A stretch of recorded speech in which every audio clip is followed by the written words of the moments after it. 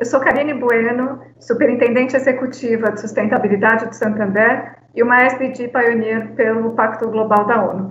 É um prazer e agradeço imensamente o convite de vir conversar aqui um pouco com vocês sobre a questão de consumo consciente, né, e de como é que isso interfere na nossa saúde financeira, como é que isso está ligado à educação financeira também. Então, novamente, muitíssimo obrigada pelo convite. Bom, eu vou começar fazendo um pouco de um resgate do conceito de consumo consciente, né? Então, a gente fala bastante desse termo, mas o que ele efetivamente significa e dos impactos que ele pode gerar na nossa vida, tá? Falar um pouquinho de como é que esse consumo consciente conecta com saúde financeira das pessoas, das empresas, e, por fim, falar um pouquinho do potencial de inovação que eu vejo quando a gente junta esses dois conceitos, principalmente nesse cenário de transformação que está, né, em volta aí do sistema financeiro, do sistema de meios de pagamento. Bom, o consumo consciente ele tem a ver, basicamente, com as escolhas que a gente faz no nosso dia a dia, as escolhas de consumo que a gente faz no nosso dia a dia, como, por exemplo, quando a gente compra um alimento, uma peça de roupa, contrata um serviço. Todos nós, a gente direciona o dinheiro para empresas e pessoas que vão fabricar, obviamente, esses serviços, endossando essa forma de produção, essa prática social que essa empresa tem, as práticas ambientais que elas têm, sendo elas positivas ou não. Então, a gente tem, o consumo consciente, ele tenta trazer para a gente essa percepção de que a gente tem o poder de fazer essas escolhas todos os dias, né? Então, a gente deveria aprender e saber mais de como que a nossa roupa é produzida, né, de como que são as relações de trabalho numa determinada empresa e basear a nossa escolha de consumo, então, nessas práticas sociais e ambientais que trazem mais benefício, não só para a empresa, né, que está vendendo aquele produto ou serviço para a gente mesmo, em termos de saúde, em termos de uma melhor, opções mais saudáveis na nossa vida, e, obviamente, aí para a questão da sociedade e a questão do planeta. Então, assim, a gente quando escolhe, né, um produto, de novo, que tem menos uso de químicos, que não testa em animais, e aí vai muito do perfil e do comportamento de cada pessoa, né? O que importa para mim, Karine, individualmente, né? Sou uma pessoa muito apegada à questão dos animais, vou escolher produtos que não testam em animais, por exemplo. Então, a questão, na verdade, de cada vez mais dar transparência também a essas coisas é importante para formar esse perfil de consumir, dar a opção ao consumidor de fato, né? Acho que a gente, às vezes, tem, né, uma visão, trabalho escravo não acontece mais, está muito longe do meu dia a dia, às vezes não, né? Então, como é que são as cadeias de produção, como é que isso pode estar refletido ou não? E, às vezes, são assuntos que a gente não quer lidar, né? Que a gente não tem, enfim, não tem a menor vontade de saber, né, como é que as coisas são produzidas, enfim, como são as relações de trabalho. Mas acho que cada vez mais, nessa era de hipertransparência, né, onde os meios de pagamento têm tanto e muita informação aí sobre como a gente consome, como é que a gente direciona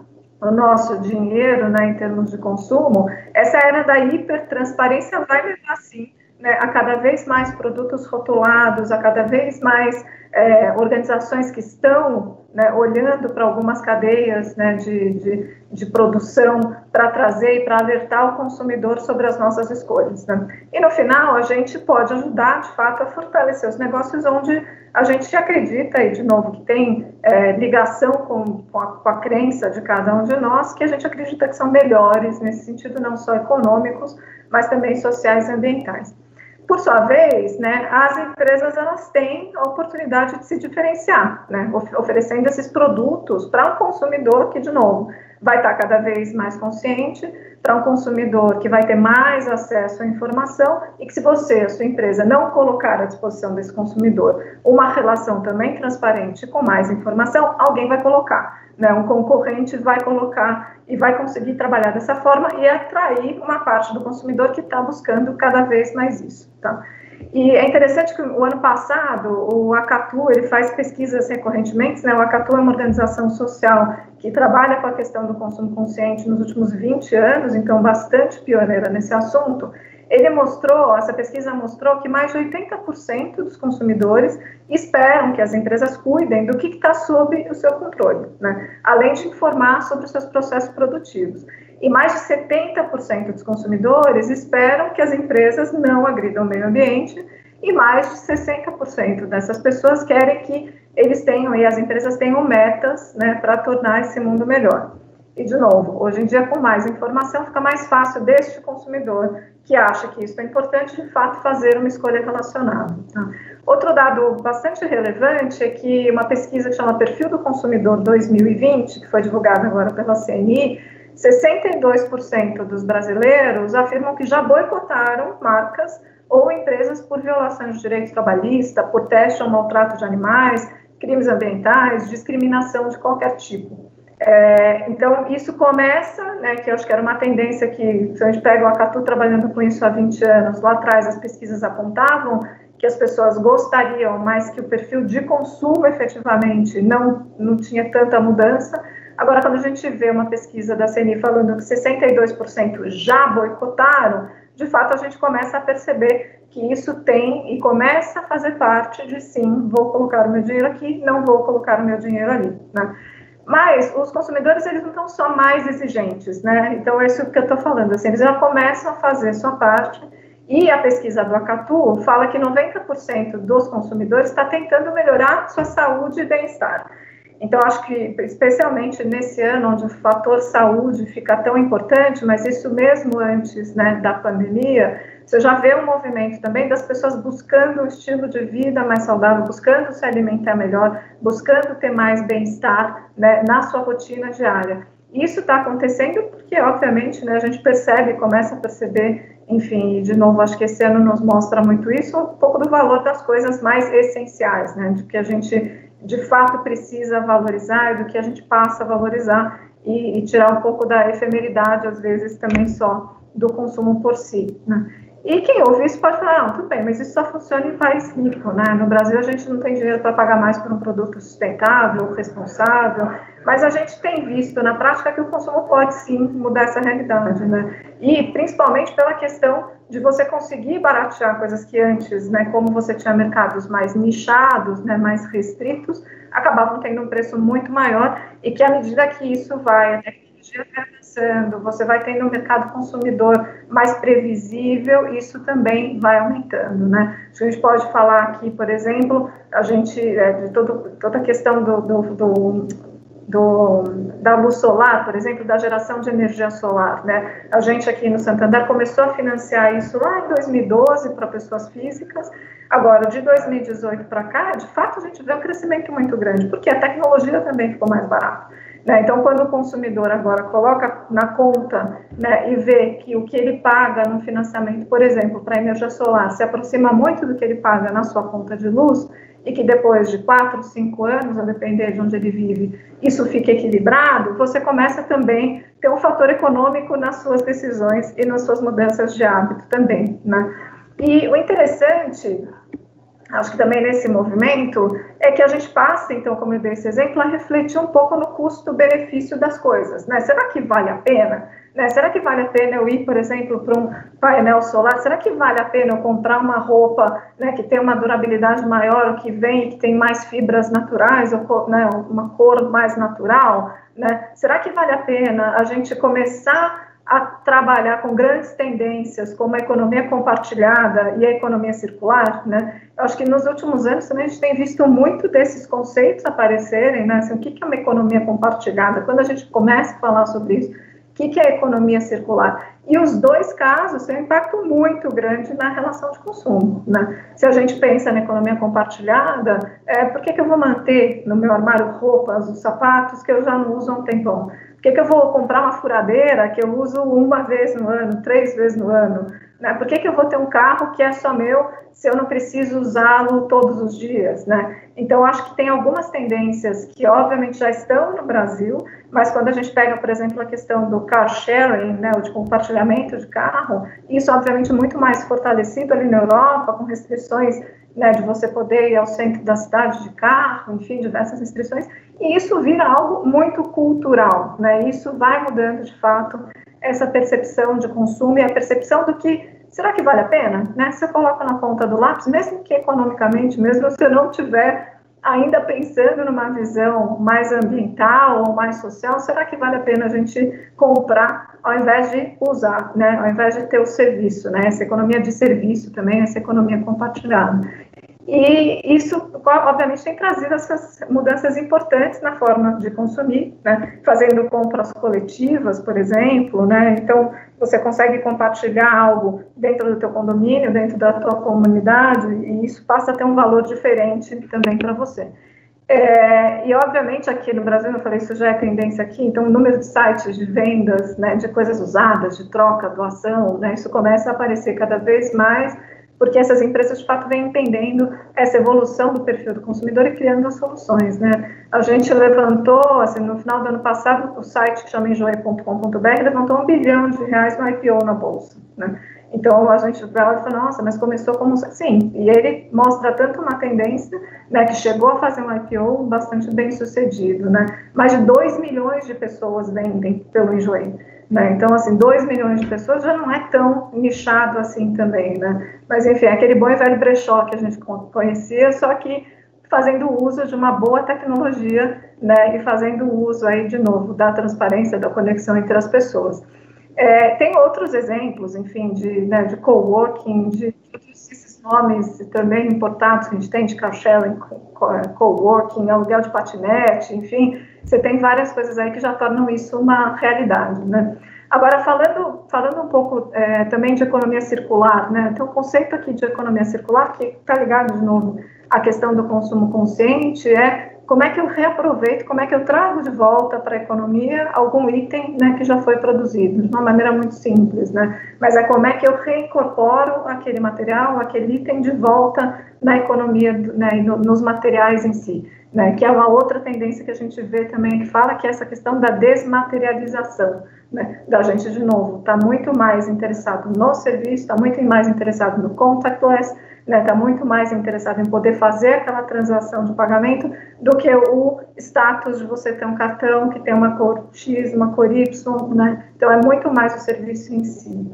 E aqui, voltando então para o assunto da questão de finanças especificamente, né, a gente passa, obviamente tem uma questão aí dos impactos sociais, dos impactos ambientais, que a gente falou um pouco no consumo consciente, e aqui também o que eu repenso, eu passo a repensar, né, esse meu jeito de consumir e priorizo de fato que tem valor para mim, né? E essas escolhas, elas precisam, obviamente, de uma gestão e de um bom planejamento financeiro, né? Então, quando que eu comentei, a gente faz e opta por um compartilhamento de carro, ou uma troca, uma venda de algo usado, uma compra de algo usado, eu estou fazendo uma economia, posso ir formando aí uma poupança, uma reserva de emergência, por exemplo, né? E, obviamente, agora, na pandemia, a gente viu quanto que essa reserva é importante, e isso é algo que não faz parte, né? Enfim, os índices de poupança no Brasil são muito baixos, de poupança individual. Então, isso também é uma parte que a gente precisa trabalhar muito no aculturamento, né? E, de novo, meio de pagamento, a gente tem uma vasta informação sobre comportamento de consumo e que formas que a gente pode trazer aqui, pode pensar de trazer essa informação mais para o meu usuário, para o meu consumidor e ajudá-lo, inclusive, a perceber, olha, sobrou aqui, será que isso aqui não dá para virar uma reserva? Né? Eu acho que a gente explora pouco ainda essa visão, a gente olha muito pela visão só do consumo e olha pouco ainda pela visão de uma formação, de uma reserva de emergência, de uma poupança, daquele dinheirinho que sobrou, se meu comportamento de consumo nos últimos 6 meses está mais ou menos nesta faixa, eu consigo ver que esse mês eu baixei aqui, poxa, será que aqui não vale eu incentivar o meu usuário, incentivar o meu cliente a começar a fazer uma poupança, né? Eu acho que ainda ninguém explorou isso e é algo que a gente tem muita informação e muito dado para conseguir trabalhar. Um outro ponto que eu acho que é bem importante, assim, quando a gente fala de consumo consciente, a gente não está falando de não consumir, tá? Então, também muita gente acha, fala, não, isso é uma discussão absolutamente contrária, né, ao consumo, enfim, que está falando, não se deve consumir. É óbvio que a gente tem que sempre fazer essa reflexão do preciso consumir, né? Eu acho que quando a gente olha na dimensão de sustentabilidade, sim, esta é uma pergunta que devemos fazer. Mas, quando a gente fala de consumo consciente, a gente não está dizendo não consuma, tá? A questão, de novo, é a gente estar informado para fazer as melhores escolhas, né? Como satisfaço a minha necessidade, não comprometo a minha própria saúde financeira, e no Brasil os índices de endividamento são muito elevados, né, como a gente sabe, então, como que eu ao fazer as minhas escolhas de consumo, eu não estou comprometendo tanto o meu orçamento mensal, mas principalmente a minha capacidade, né, de sobreviver aí a uma crise, ou sobreviver a um momento sem renda também, então essa pequena reserva que a gente tem que começar a fazer. Então, eu acho que é também muito nessa lógica financeira do que, para quê? Porque preciso, dou conta de consumir tudo isso, e a gente trazendo essa cultura também para os brasileiros a partir do seu consumo, né? E aí, quando a gente reaproveita alimentos, por exemplo, quando a gente instala uma energia solar na casa, que foi o exemplo que eu dei lá atrás, tem um impacto financeiro também nisso, né? Então, aqui eu acho que é a educação financeira, não só no sentido de como eu conheço, que base que eu tenho de educação financeira, e no Brasil a gente precisa caminhar bastante no sentido da educação financeira em si, né? Passa a ser obrigatória nas escolas, mas a gente sabe que isso não faz tão parte do nosso dia a dia, né? E aí, de novo, a gente, com uma grande base de clientes, pode ter este papel também de levar informação, de levar orientações sobre a questão de educação financeira, mas também passa por essa questão de eu saber como, onde gastar, que eu comentei antes, o quanto eu consigo poupar aqui, né? E como, de uma forma mais inteligente, eu consigo organizar minhas finanças também, né? E aí vou dar só um exemplo aqui da questão dos alimentos, né? Você tem toda uma linha também de reaproveitamento integral dos alimentos, por exemplo, né? Enfim, hoje você tem várias formas de trabalhar com alimentos, 100% dos alimentos, com talos, com folhas, e aí você reduz seu gasto de mercado, né? Obviamente contribui aí também para a questão ambiental. Tem um dado da ONU, que eu acho que é particularmente alarmante também, enfim, que diz, né, tem um índice de desperdícios de alimento, né? E o dado agora de 2021 é que 17% dos alimentos disponíveis para consumo no mundo são desperdiçados, 17%, né? E que entre 8% e 10% das emissões globais de gases de efeito estufa estão associados a esses alimentos não consumidos. Então, seja por uma lógica financeira, né, do dinheiro que também vai junto com o alimento que vai para o lixo, seja numa lógica ambiental, né, tanto pela pressão de uso da terra, de água, a questão das emissões, seja por uma lógica social, né, de como que essa disponibilidade de alimentos afeta pessoas que, né, têm uma insegurança alimentar ou não têm acesso, dá para ver que, enfim, a gente precisa pensar mais, né, em como consumir, da forma como a gente consome e como é que a gente pode, de novo, mudar comportamento para que a gente tenha esse consumo consciente de fato na prática, né? E essa não é uma preocupação só das pessoas, né? O que a gente tem visto também são as empresas se movimentando nessa busca de mais eficiência, né, no uso dos recursos naturais como água, enfim, como energia. E a gente sabe que nem às vezes dentro de casa é fácil a gente fazer isso, mas o que a gente tem visto de fato é mais empresas percebendo, né, a questão da eficiência no seu negócio, percebendo também as relações de consumo com fornecedores, né? Então a ponta lá do consumidor, se me requer mais transparência, me requer mais, que a gente chama de rastreabilidade, de eu saber daquele produto que eu estou comprando, de onde ele vem na cadeia. Obviamente, a empresa, né, que tem esse relacionamento direto com o consumidor vai passar essa preocupação também para os outros elos da cadeia, né? Então, acho que aqui, de novo, a gente vai fechando um pouco o círculo no sentido de que o consumo consciente ele tem o poder de ir mudando essas relações, né, e de ir mudando as escolhas que as próprias empresas também precisam fazer, né? Lógico, aqui a gente tem... Então, isso envolve, né, como eu falei, todas essas pontas, passando pela fabricação de um produto, pelo seu descarte, como a gente falou de economia circular, pela transparência que eu dou para o consumidor, pelas relações que eu tenho dentro da minha cadeia de fornecimento. Então, essa mudança de comportamento para o consumo consciente, ela é de fato poderosa, né, nesse sentido de que sim, ela vai ter, né, cada vez mais, vai ter um impacto em como as empresas, né, seja a gente como, né, seja as empresas como meios de pagamento, seja as empresas produtoras, vendedoras de serviço, vão ter que ter e se ajustar para novos modelos empresariais também, né. Às vezes é difícil falar de mudar padrão de consumo, de fazer economia, né, ainda mais no Brasil, num país como o Brasil, enfim, que a gente tem um nível de desigualdade muito alto, né, mas a gente tem uma realidade que tem que ser considerada, né, que é, de fato, essa questão da carência que eu comentei de educação financeira por uma série de fatores, enfim, históricos aqui no Brasil, e hoje a gente sabe que a situação tem que ir mudando, né? Eu acho que aqui também por uma questão, de novo, de Brasil, de relações de consumo e de endividamento, como que a gente traz a responsabilidade, obviamente, da educação, né, então, dos meios formais de educação, mas também a responsabilidade para as empresas, não a responsabilidade direta, mas uma responsabilidade que a gente pode assumir também no aculturamento, numa visão de educação financeira um pouco mais abrangente do que hoje a gente tem na sociedade brasileira, né? E eu acho que aqui, de novo, só para reforçar, a gente não está falando de deixar de consumir, mas de consumir de um jeito mais informado, diferente, de acessar coisas, bens, enfim, que trazem o bem-estar, né, para a nossa vida, mas que não perde, e assim a gente perder o controle das nossas finanças, sem deixar um rastro aí de prejuízos ambientais e sociais para trás, né, e isso sendo bom aí para a sociedade como um todo. Eu, sinceramente, acho, né, que nos próximos anos, já a partir de agora, mas nos próximos anos, essa questão do Open Banking, de blockchain, inteligência artificial, IoT, realidade aumentada, tudo que tem de tecnologia, gera grandes oportunidades para a gente repensar. E a questão aqui é como é que cada uma das empresas está orientada e está conectada com essas tendências novas de consumo, né, que não são tão novas assim, mas que começam agora a ser mais concretas, de fato, em termos da decisão de compra. Então, como é que a gente usa a tecnologia, como é que a gente coloca esse conhecimento de dados, conhecimento do perfil de consumo, conhecimento do perfil do consumidor a favor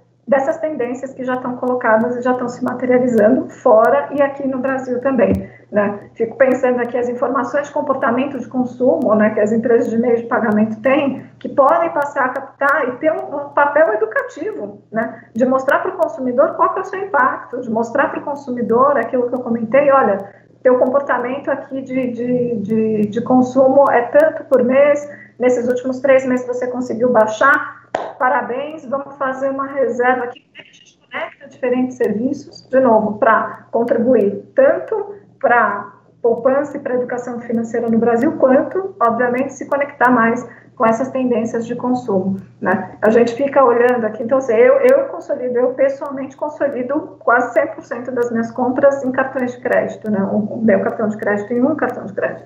Então, tem um monte de informação, eu adoro aqueles consolidadores que me mostram onde eu comprei, o que isso diz sobre o meu comportamento de consumo, né? O que eu compro? Será que eu tenho incentivado o comércio local, né? Quanto que eu gero de emissões de gases de efeito estufa, né? E, de novo, quem tem informação pode fazer essa leitura dos dados de uma forma consolidada e pode ajudar a reforçar essas tendências de consumo e esses comportamentos de educação financeira hoje na sociedade, né? E só acrescentando alguns layers aí, fazendo alguns cruzamentos de informação.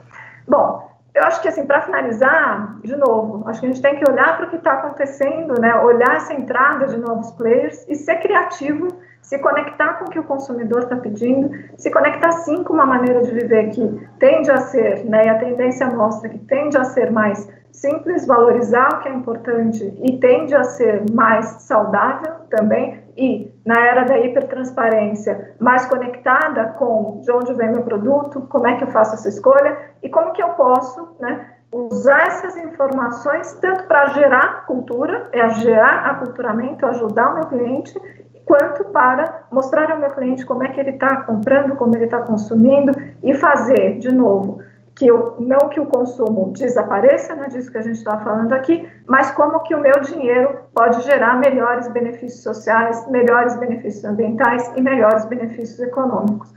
Gente, é isso. Muitíssimo obrigada pela participação aqui, pelo convite de estar aqui com vocês. Espero ter trazido um pouquinho de reflexão aí para os negócios de vocês. Muito obrigada.